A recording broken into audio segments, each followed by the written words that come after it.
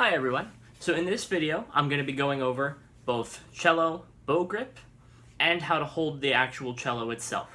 So I apologize that this one is a little later. I had recorded a bow grip video earlier this week, but there was a problem with it, so I have to re-record it for you today. So thank you for your patience with that. But nonetheless, here we go. So the first thing I want you to do is take your right hand, and put it over your knee, like this. So as you can see, my hand is curved naturally around my knee. Fingers all extended and out. Now, just lift up your hand naturally, but keep your fingers in exactly the same position.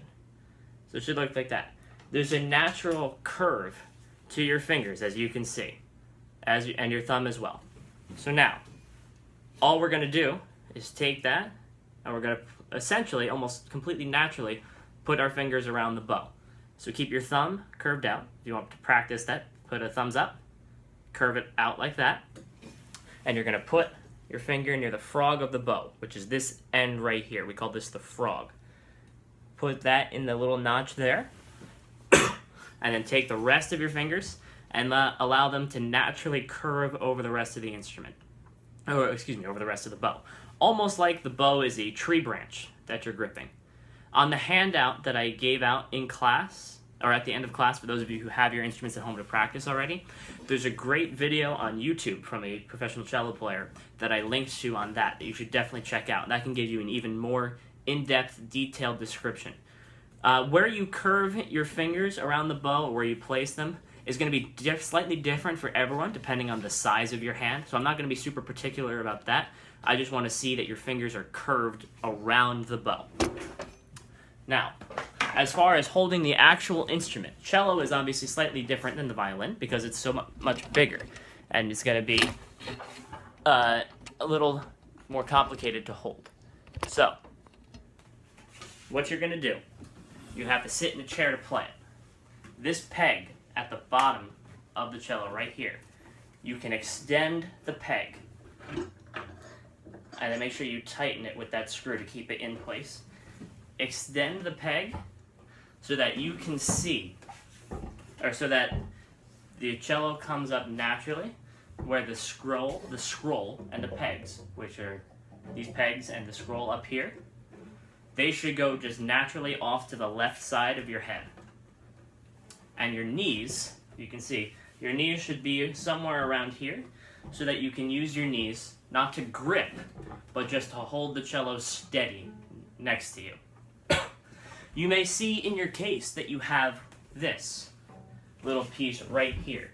The technical term for it is an end pin. And all that you have to do is place this on the floor. It looks kind of like a donut, as you can see, with the hole right here. It's called an end pin. Place it on the floor, and then take the end of the peg, or the end of the peg right here, place it in the hole, and you can use that to steady the cello so that it doesn't slide on the floor. Okay?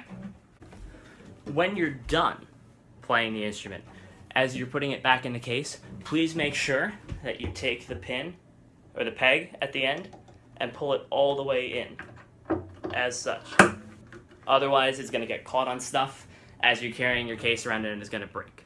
And now the other thing that we're going to talk about as far as holding the instrument goes, like I said, use your knees to help steady the cello against you. Let it lean somewhat naturally against you as well. And then the scroll going off to the left side of your head. The last thing we're going to talk about is placement of your fingers. I'm not super particular about where you're going to put them for right now, but what I do want you to practice is having them curved. So take your left hand, make a C, like the violin video if you've watched any of the other instrument videos. Left hand like a C. Your thumb is going to get placed back here. It's going to be curved in that C shape still.